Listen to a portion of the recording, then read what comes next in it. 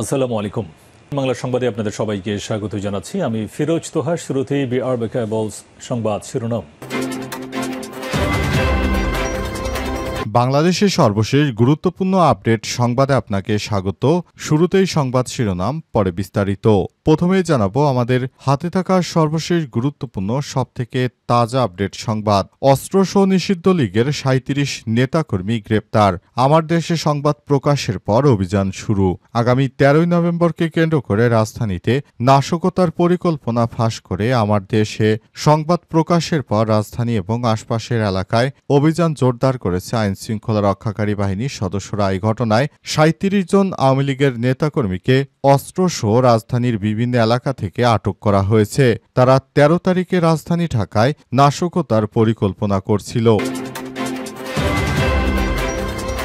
এরপর জানাবো যৌন হয়রানি ইস্যু নিয়ে কথা বলেন উপদেষ্টা আসিফ মাহমুদ। জাহানারা চাইলে আইনগত ব্যবস্থা নেবে সরকার, বললেন ক্রীড়া উপদেষ্টা।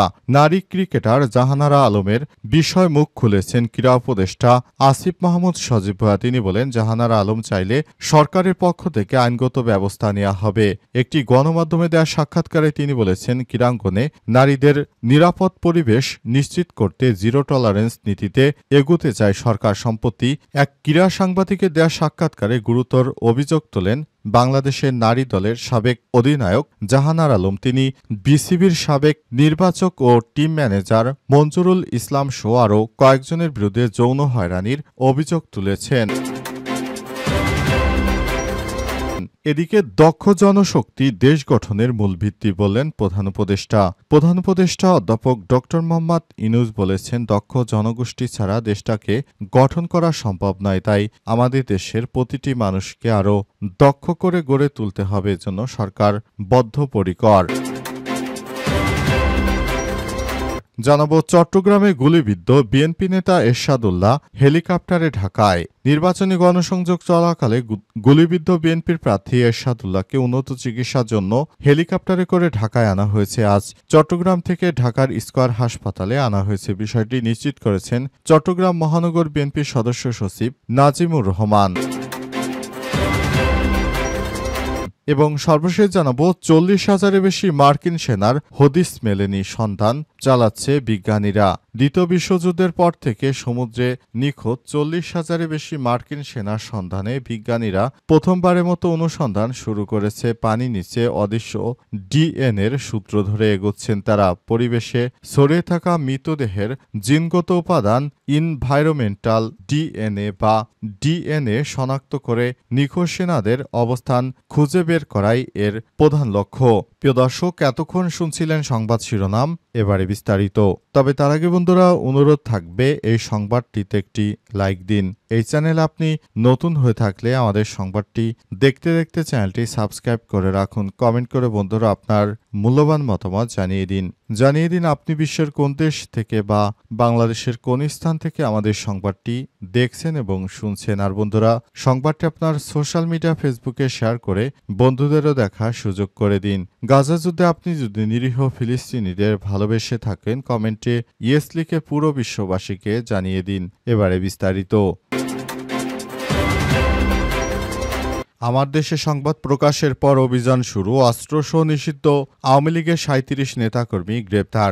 আগামী ১৩ নভেম্বরকে কেন্দ্র করে রাজধানীতে নাশকতার পরিকল্পনা ফাঁস করে আমার দেশে সংবাদ প্রকাশের পর রাজধানী এবং আশপাশের এলাকায় অভিযান জোরদার করেছে আইনশৃঙ্খলা বাহিনী। সর্বশেষ পাওয়া খবর থেকে জানা যাচ্ছে, অভিযানে ঢাকার বিভিন্ন স্থান ও আশপাশের থানাগুলোতে অভিযান চালিয়ে কার্যক্রম নিষিদ্ধ আওয়ামী লীগ ও এর অঙ্গ সংগঠনের ৩৭ নেতাকর্মীকে অস্ত্রসহ গ্রেপ্তার করেছে পুলিশ।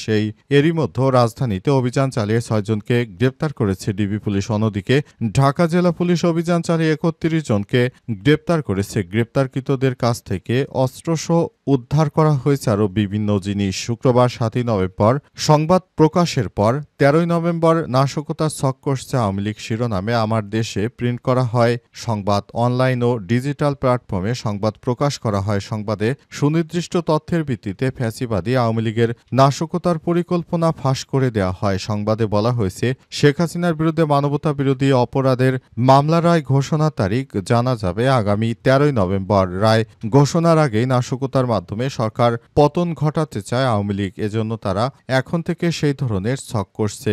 শেষ পর্যন্ত এই বিষয়টি আমার দেশ পত্রিকায় জানায় এবং সেখানে আমার দেশ পত্রিকার পক্ষ থেকে সরকারের প্রতি ব্যবস্থা নেওয়ার আহ্বান জানানো হয় এবং অবশেষে পুলিশের সদস্য আইনশৃঙ্খলা রক্ষাকারী বাহিনীর সদস্যরা এই সন্ত্রাসী বাহিনীকে আটক করেছে। যৌন হয়রানি ইস্যু জাহানারা চাইলে আইনগত ব্যবস্থা নেবে বললেন ক্রীড়া উপদেষ্টা। নারী ক্রিকেটার জাহানারা আলমের মুখ খুললেন ক্রীড়া উপদেষ্টা আসিফ মাহমুদ সজীব ভুঁইয়া। তিনি বলেন, জাহানারা আলম চাইলে সরকারের পক্ষ থেকে আইনগত ব্যবস্থা নেওয়া হবে। একটি গণমাধ্যমের এক সাক্ষাৎকারে তিনি বলেছেন, ক্রীড়াঙ্গনে নারীদের নিরাপদ পরিবেশ নিশ্চিত করতে জিরো টলারেন্স নীতিতে এগোতে চায় সরকার। সম্প্রতি এক নারী সাংবাদিককে দেওয়া সাক্ষাৎকারে গুরুতর অভিযোগ তুলেছেন বাংলাদেশ নারী দলের সাবেক অধিনায়ক জাহানারা আলম। তিনি বিসিবির সাবেক নির্বাচক ও টিম ম্যানেজার মঞ্জুরুল ইসলাম সহ আরও কয়েকজনের বিরুদ্ধে যৌন হয়রানির অভিযোগ করেছেন।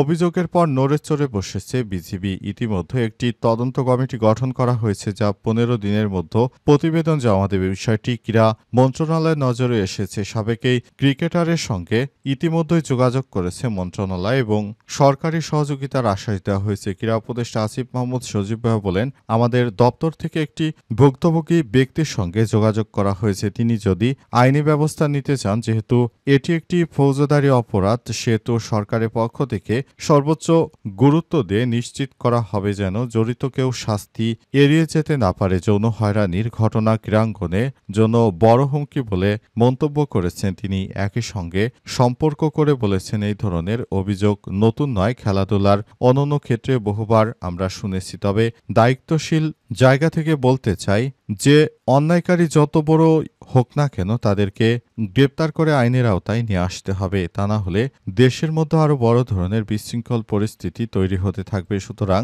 ভুক্তভোগী চাইলে আমাদের কাছে অভিযোগ দায়ের করতে পারে। এর আগের যারা সাবেক পরিচালক ছিল তাদের বিরুদ্ধে আমরা আইনগত ব্যবস্থা গ্রহণ করব।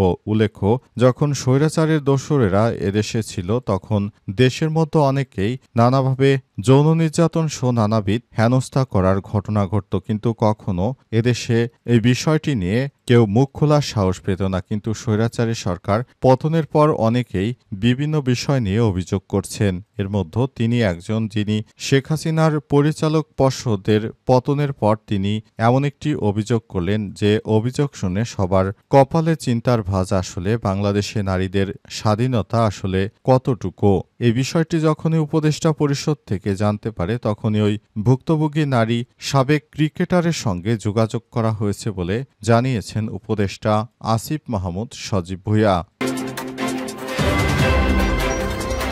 দক্ষ জনশক্তি দেশ গঠনের মূল ভিত্তি বললেন প্রধান উপদেষ্টা। অন্তর্বর্তীকালীন সরকারের প্রধান উপদেষ্টা জানিয়েছেন, দক্ষ করে জনশক্তিকে গড়ে তুলতে পারলেই দেশের অর্থনৈতিক খাত সমৃদ্ধ হবে। নতুন বাংলাদেশ গড়ে তোলার জন্য আমরা কাজ করতে পারব। তাই তিনি অন্তর্বর্তীকালীন সরকারের প্রধান উপদেষ্টা প্রফেসর ডক্টর মোহাম্মদ ইউনূসের সরকার বাংলাদেশটাকে সুন্দরভাবে সাজানোর জন্য তিনি কাজ করছেন। বাংলাদেশ থেকে 1,10,000 শ্রমিক নেবে জাপান। এজন্য শ্রমিকদেরকে সব থেকে বেশি দক্ষ করে গড়ে তুলতে হবে, যাতে করে জাপানে গিয়ে ভারতের থেকে বাংলাদেশিরা বেশি ভালোভাবে কাজ করতে পারে, বেশি বেনিফিটেড হয়। অন্তর্বর্তীকালীন সরকারের প্রধান উপদেষ্টা প্রফেসর ডক্টর মোহাম্মদ ইউনূসের সরকার সেই ব্যবস্থায় গ্রহণ করেছেন। তিনি সবাইকে জানিয়েছেন, যার যার জায়গা থেকে আরও দক্ষ হতে হবে। যে যত দক্ষ হবে তারাই তত ভালো কিছু অর্জন করতে পারবে। তাই সরকার জানিয়েছে, দক্ষ মানুষদের নিয়েই কাজ করতে চায়। দক্ষ মানুষদেরকে নিয়ে কাজ করার ব্যাপারে একটা মজা আছে। যারা দক্ষ হয়ে বিদেশে যায় তাদের কখনো কাজের অভাব হয় না, কিন্তু যারা অদক্ষ তাদেরকে নিয়ে সরকারের সমস্যায় পড়তে হয়। তাই যারাই দেশ ছেড়ে দেশের বাইরে কাজের জন্য যাবেন তাদেরকে অবশ্যই দক্ষ হয়ে তারপর দেশের বাইরে যেতে হবে। পাশাপাশি যেসব দক্ষ জনগোষ্ঠী রয়েছে তারা যেন আরও ভালোভাবে কাজ করতে পারে, সেজন্য দেশের মার্কেটকে আরও কিভাবে এক্সপান্ড করা যায় সে ব্যাপারে সরকার কাজ করছে। চট্টগ্রামে গুলিবিদ্ধ এরশাদুল্লাহ হেলিকপ্টারে ঢাকায়। নির্বাচনী গণসংযোগ চলাকালে গুলিবিদ্ধ বিএনপির প্রার্থী এরশাদুল্লাহকে উন্নত চিকিৎসার জন্য হেলিকপ্টারে ঢাকায় নেওয়া হয়েছে। শুক্রবার দুপুরে তাকে চট্টগ্রাম থেকে ঢাকায় স্কয়ার হাসপাতালে নেওয়া হয়। বিষয়টি নিশ্চিত করেছেন চট্টগ্রাম মহানগর বিএনপির সদস্য সচিব নাসিমুর রহমান। তিনি জানান, আমাদের এই নেতা তিনি নির্বাচনী প্রচারণা চালাতে গিয়েছিলেন। সেখানে তার উপর দুষ্কৃতকারীরা হামলা চালায়। হামলার ঘটনায় বড় ধরনের তিনি ইনজুরিতে পড়েছেন। তবে সেখানে বিএনপি সমাবেশে এক বড় ধরনের সন্ত্রাসীকে টার্গেট করে অপর গ্রুপের লোকজন আক্রমণ করেছিল বলে পুলিশের পক্ষ থেকে জানা গেছে। তবে বিএনপি নেতারা প্রথমে জামাতের নেতাকর্মীদের উপর দায় দিতে গেলে জামাতের পক্ষ থেকে বলা হয় এই বিষয়টি নিয়ে যেন সরকার তদন্ত করে। এরপর তদন্ত থেকে বেরিয়ে এসেছে বিএনপি নেতার সমাবেশে যাকে মূলত গুলি করার জন্য টার্গেট করা হয়েছিল তিনি আসলে একটি সন্ত্রাসী গ্রুপের লোক। তবে বিএনপিকে জিজ্ঞেস করা হলে তারা সন্ত্রাসীদেরকে নিয়ে এই সভা সমাবেশ করতে এসেছে কেন, জবাবে বিএনপির পক্ষ থেকে এখনো কোনো সুনির্দিষ্ট উত্তর দিতে পারেনি। এই ঘটনার পরই দেশজুড়ে চাঞ্চল্যকর পরিস্থিতি তৈরি হয়। সবাই বিএনপি যে দেশের মধ্যে সবথেকে বেশি সমস্যা তৈরি করছে বিষয়টি সামনে আসে।